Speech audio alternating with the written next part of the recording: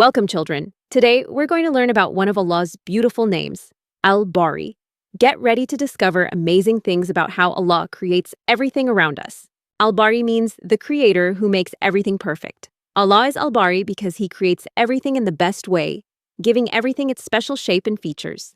Look at how Allah Al-Bari creates the butterfly. It starts as a tiny caterpillar, then changes into a chrysalis, and finally becomes a beautiful butterfly with colorful wings. Allah Al-Bari also creates plants in an amazing way. From a tiny seed, he makes it grow into a beautiful flower with bright colors and sweet smell. Al-Bari creates all animals perfectly. Baby animals grow up to look just like their parents. Each animal has special features that help them live in their homes. Just like animals and plants, Allah Al-Bari creates humans perfectly too. We grow from tiny babies into children and then into grown-ups, each person unique and special.